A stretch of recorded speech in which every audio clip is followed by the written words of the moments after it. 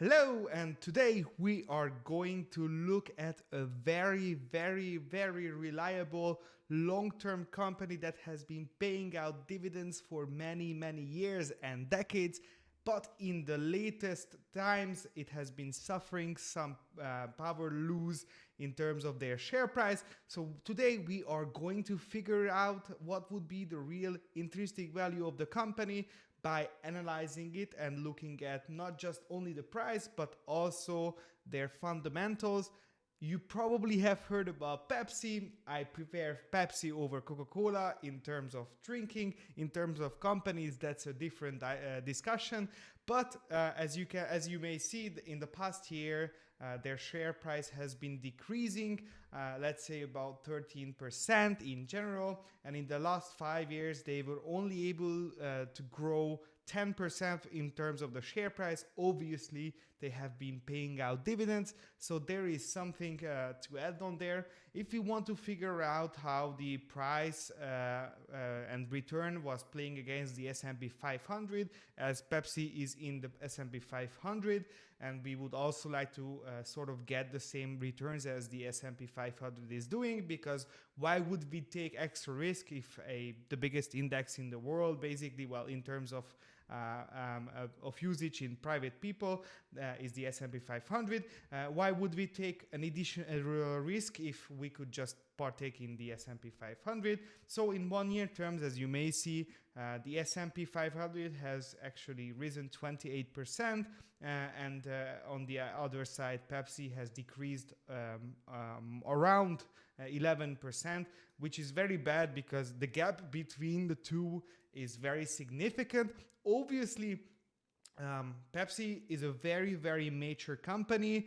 The ability to grow is much harder than if we would compare to Nvidia or any other technological companies.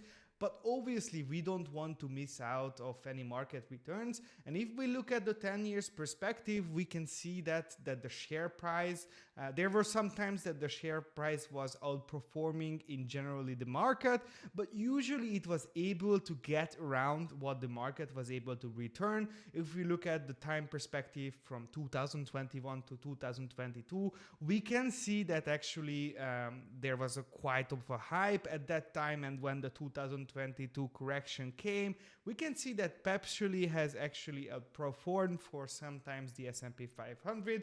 But as we went into 2024, where the stock market was rising, we can see that their price has been decreasing, and it's due to not as high growth as the market would anticipate. And if we look at the 10 years, obviously we can see a larger scale in terms of the company. I would say that it's looking at the price and the value, it's two different things. So let's get into the stock analysis tool, which you can also get if you look at in the description of the video. Feel free to check it out, and this would support my channel also. So if you look at there and you just pop in the ticker symbol of the company, all of the data will automatically load in within a few seconds, and there will be some highlights of the top and also the main informations right here in the below section. And we are going to do a 5-year discounted cash flow about the company, which will help us to actually see what could be the basic or the value I should pay for the company. The current PE ratio is 22. I would agree that it still could be high. Obviously, we would pay for a company that is so reliable. No way that it will go bankrupt. The forward point is 17. In these terms, it would mean that the company net income wise is growing. But obviously, we would have to find the question, what would be the price I would be very comfortable with. The PEG ratio is about 3.68. The PEG ratio is very similar to the PE, but it is pushed on with the growth. Obviously, free cash flow, price per free cash flow is very high.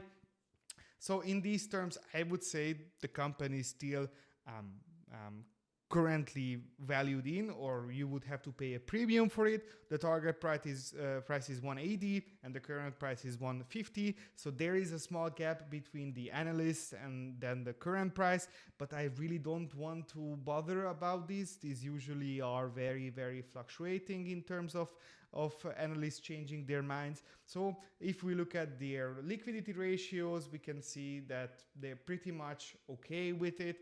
Obviously, these type of huge companies are high with debt. So in these terms, finding a company with small debt is almost very hard, but we can see that their dividend yield is about 3.5% with the current share price, and that is about $5.26 in terms of dividends, and that is a 75 payout ratio. And from the payout ratio, you can obviously realize that this company is already mature. Instead of reinvesting into itself, it would rather pay out for its shareholders. It's absolutely okay at this stage. And let's see, their earnings per share is going to be growing in terms of estimation, 5.5%, which is quite good. Return on equity is awesome. Their gross margins are incredible. Operating margin is also very good. And if we see their current dividend payments and how is it growing, we can see that their dividend is actually increasing very, very nicely in terms of the time. So if you're a dividend investor, I would say or suggest find companies that are able to increase their dividends by the amount of the inflation or above, so you will not get into the, let's say, a dividend hole in these terms. And if we look at the analyst targets, we can see that some targets are changing, but you don't have a clear picture about whether it's a hold or a buy. We can see that most generally they say there is about a 15% upside, 20% upside, but I would be very conservative in terms of reading any other opinions. And if we read the income statement, we can see that their revenues has been increasing very well, and also their gross profit has been increasing with it as well, and their net income is very, very profitable. So the company is in a very healthy position. It's able to grow still, but I would say it's not as young as what it before, and we can say it by the growth numbers are not growing by double digits instead of one digits, and it's also very fluctuating. So if we see the current TTM data, it's about 0.3%. So I would say that obviously if you are a long-term investor, there could be some undervaluation, but when we will go to the discounted cash flow valuation, there would be a more clear picture about it. So we can see that the free cash flow is about, you can't see a very significant trend of the growth, but you see some increases in from year by year. And obviously, if you, as I said before, if you are a dividend investor, you can just simply check the dividend growth in percentage-wise in terms of the company, and this will give you an overall picture. And what I would like to highlight is the shares outstanding diluted. The company has been not aggressively buying back shares. There are some very minimalistic share buybacks. As a long-term investor, I would like to see a higher shares buyback program, and also obviously the dividend, but it also depends on the current tax culture or situation of that country. And we see their market has been about the 2020 values. Even though the company was able to grow, their market cap is about it's about the same. And if we look at their price to earnings ratio historically, it's nothing really different. So I don't see a huge gap. For example, in the 2021, it was 31. Currently, it's 22. There is obviously, but if you would look at the 2019 numbers, it's about 26. So it's always around this this time. So you can forecast that there will be some forward price. So if you look at the forward, the current was 18 something, 17, sorry. Obviously, there is a possibility of growth, but it's not like a huge one like you would experience with a growth stock. But the free cash flow is also very similar in these terms. And the payout ratio is, in terms of dividends, it's very, very, very similar as well. So let's go and make the cash flow calculation. And by this, we can go in, usually it's in the cash flow statements, but you can also get it from the income statement. And if there is anything you have in mind to have a question, just feel free to drop it down in the comment section. So you will have to find the free cash flow, which is just right here. And we will just take the details and just put it here. Obviously, since the 2024 is not, the year is not finished, we are going to go with the TTM numbers, with the note that these could change. Obviously, we will have to come back when the last datas are out.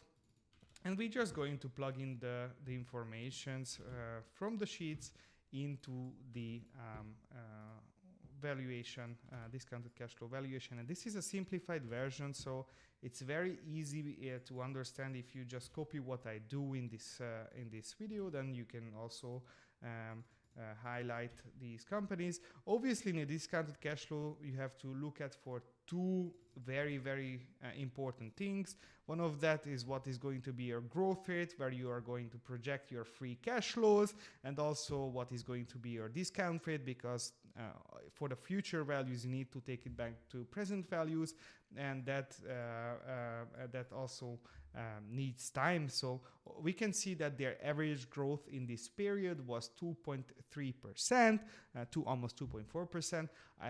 If we want to be very conservative, we can go with the 1 or the 1.5, and you can see that their VAC minimum and the VAC maximum was about 8.3 between 10.3. So you can go with the highest number. So we set the discount rate to 10.3%, and then we received a share price of 28. So there's a question, okay, what have I done wrong? And I would say that obviously, if the company is not going to be able to perform a higher free cash flow growth rate, then the valuation is this conservative. But let's assume that maybe the company is able to perform a 5% in this perspective and a lower WACC. So let's go with 8.3, and then you can see that the price is adjusting according to that.